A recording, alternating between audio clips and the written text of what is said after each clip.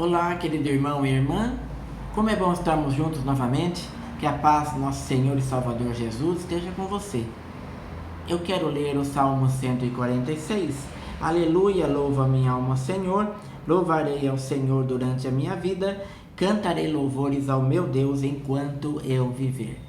Vamos agora ouvir um cântico e você pode cantar conosco, louvando ao Senhor. Cante conosco neste momento, louve ao Senhor.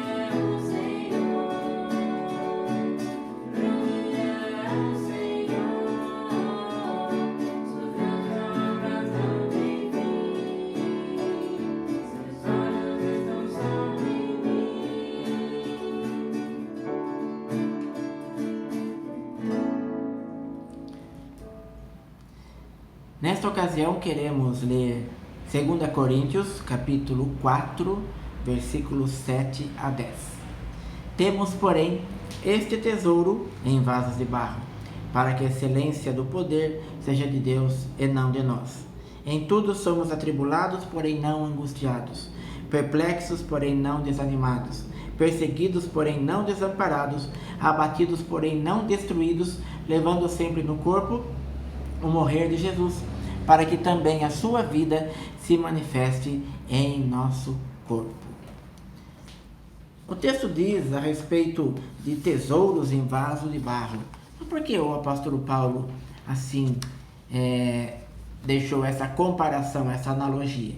Na época de Paulo, eles não tinham cofres para guardar moedas valiosas ou joias. Eles colocavam em um vaso de barro, fechavam e enterravam. Pegavam um lugar ali na sua redondeza que pudessem enterrar. Assim, se viesse o inimigo ou uma guerra, eles não seriam roubados dos seus tesouros maiores. Depois que passasse a situação difícil, o vaso era desenterrado e o vaso era quebrado para ter acesso às moedas de ouro, de prata e às joias. Assim, o apóstolo Paulo faz uma comparação. O que é o tesouro e o que é o vaso de barro? O Senhor, assim, deu inspiração a Paulo, que disse, que assim escreveu: das trevas resplandecerá a luz.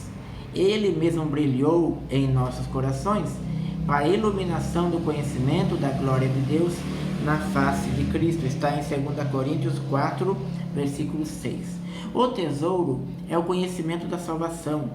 O tesouro é o Evangelho. O tesouro é a boa notícia da salvação, a nova aliança que Deus fez com os homens por meio de Jesus. O tesouro é o conhecimento da glória de Deus na face de Cristo. Deus Pai nos mostra o seu amor e a sua glória por meio de Jesus. O tesouro, então, é a salvação. Nós temos um grande tesouro. E o que é o vaso de barro? O vaso de barro é o crente, é o cristão fiel, é aquele discípulo de Jesus que segue aquilo que o Senhor pede, é aquele que é salvo. O vaso de barro sou eu, é você, são os irmãos da igreja. Nós somos vasos de barro.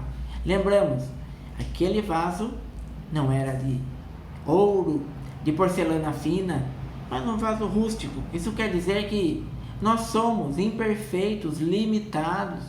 A nossa vida dura muito pouco. Por isso, para que em nós pudesse ser mostrado o amor de Deus, temos o texto que diz: para prover que este poder que tudo excede provém de Deus e não de nós, né? Para que se veja a excelência do poder que provém de Deus e não de nós. Então, meu irmão, você é como um vaso de barro que tem um grande tesouro. Você não merece a salvação, mas o Senhor te dá essa salvação. O Senhor te dá esse grande tesouro, mas você é limitado, você é falho, pecador, como um vaso rústico de barro. E o texto bíblico faz uma série de comparações, no qual Paulo diz que, apesar de ele ser um vaso de barro, ele tem um grande tesouro, então ele passa por várias situações difíceis e vence. Assim nós somos atribulados, mas não angustiados, perplexos, mas não desanimados, abatidos, mas não destruídos. Vamos colocar em prática sobre esse texto, trazer para a nossa vida. O que quer dizer? Somos atribulados ou pressionados, mas não angustiados. No momento que passamos, podemos ser atribulados, uma dificuldade financeira, uma dívida, podemos estar atribulados por um problema na família, alguém que nos faz sofrer, podemos estar atribulados por preocupações das mais diversas. Então, Paulo escreve: somos atribulados, mas não angustiados. A angústia não chega até nós porque nós confiamos no Senhor. Nós temos a paz, temos o Espírito Santo que nos acompanha. Podemos passar por tribulação, mas a angústia não toma o nosso coração. Em segundo lugar, ficamos perplexos, mas não desanimados. E nesse tempo que estamos vivendo, quem é no Brasil e até em muitos países que não estão perplexos? Em 3 meses, quantas coisas mudaram em Piracicaba, no estado de São Paulo, no Brasil e em muitos países? Sim, estamos perplexos pela pandemia do coronavírus. Primeiro caso no Brasil, dia 26 de fevereiro. Não estamos ainda no dia 26 de maio, quer dizer, menos de 90 dias depois, já são 310 mil casos, ou mais de 310 mil brasileiros contraíram o coronavírus. E quanta coisa mudou, Estamos perplexos porque vemos o nosso Brasil dividido.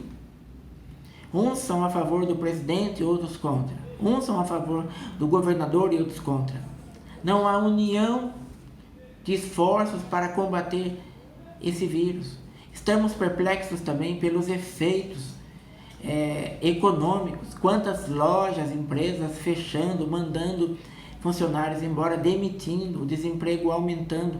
Estamos perplexos pela situação do nosso país, pela situação econômica do nosso país e também pela situação da saúde de muitos brasileiros. Talvez você conheça alguém que está em quarentena, ou que já esteve, ou que está internado, e nós sabemos, podemos ser acometidos por isso. Estamos perplexos, mas a palavra diz que o apóstolo Paulo também ficava espantado, perplexo, mas ele não desanimava, porque ele tinha fé no Senhor. E aí nós temos, irmãos, que buscar sabedoria, muita sabedoria nesse tempo. sabedoria ao que nós postamos no Facebook, no WhatsApp, sabedoria na nossa família, ter paciência com os nossos familiares que estão conosco no confinamento, não podem sair. Temos que ter paciência. E assim nós lembramos, assim, quer vocês comam, bebam ou façam qualquer outra coisa, façam tudo para a glória de Deus. Está em 1 Coríntios 10, 31 e no versículo 32. Não se tornem motivo de tropeço, e nem para judeus, nem para gregos, nem para a igreja de Deus. Estamos perplexos, mas não desanimados, porque o Senhor está conosco. Que o Senhor te abençoe e te fortaleça. Que o Senhor te anime, querido irmão, querida irmã. E em terceiro e último lugar, nós somos abatidos, mas não destruídos. Abatidos, mas não destruídos. Na Bíblia, na linguagem de hoje, nós temos a tradução assim: somos gravemente feridos, mas não destruídos. Lembrando de Paulo e Silas na prisão, e eles cantando porque o Senhor estaria livrando. E quero lembrar também dos 3 israelitas que não se curvaram ao ídolo de ouro do rei Nabucodonosor. Lá em Daniel capítulo 3, nós temos que 3 hebreus não aceitaram se dobrar perante um ídolo. Então eles foram amarrados em tiras, em tecidos, e foram jogados em chamas na fornalha. E nós temos que a fé deles era muito grande. Olha a fé que eles tinham. Daniel 3,17. Se formos atirados na fornalha em chamas, o Deus a quem prestamos culto nos livrará. Ele nos livrará das suas mãos, ó Rei. É interessante porque Deus não os livrou da fornalha, mas foi na fornalha, dentro da fornalha, que o Senhor os livrou. Porque quando eles tiraram, quando eles viram, quando passou o tempo, os conselheiros do rei se ajuntaram em torno deles e comprovaram que o fogo não tinha ferido o corpo deles. Nenhum só fio de cabelo tinha sido chamuscado. Os seus mantos não estavam queimados, nem havia cheiro de fogo neles. Que bênção! O Senhor não os livrou da fornalha, mas os livrou na fornalha. Vamos ser bem claros. Há uma grande chance de um familiar seu ou até você ser contaminado com coronavírus. Se isso acontecer, irmão, irmã, você poderá ser ferido, mas não destruído. Tenha fé. O Senhor nos livra durante a caminhada. E Ele pode nos livrar mesmo que possamos ser infectados. O Senhor estará cuidando no tratamento, cuidando no confinamento na casa, cuidando no hospital, provendo tudo. Creia nisso. Podemos ser gravemente feridos, mas não destruídos. Então, irmãos, nós temos essa palavra prática para a nossa vida. Tenha fé. Atribulados, mas não angustiados. Perplexos, mas não desanimados. Abatidos, mas não destruídos. De modo que em nós atua a morte, mas em vós a vida, diz o apóstolo Paulo. Temos um grande tesouro em potes de barro. Que Deus te abençoe, que Deus te fortaleça, te anime, que Deus esteja segurando bem forte a sua mão. Somos limitados, somos falhos, mas confie. Tenha, irmão, uma rotina de oração, uma rotina de leitura bíblica. Aproveite o tempo que você está tendo. Leia na sequência o Evangelho, as cartas. Aproveite o tempo para orar e conhecer mais a Bíblia, para que você fique forte, firme, e que você saia dessa pandemia mais forte e mais amadurecido na fé do que quando entrou. Que Deus te abençoe. Vamos fazer uma breve oração. Queremos, Senhor, pedir a tua bênção sobre o teu povo. Abençoe, Senhor, nossos irmãos e irmãs. Abençoe aqueles que trabalham na saúde. Abençoe aqueles que estão se recuperando cuide de cada um. Cremos que o Senhor está ao nosso lado. Suplicamos a tua bênção, no nome de Jesus. Amém. Que a graça e a paz do Senhor seja sobre você, querido irmão, querida irmã. Até mais.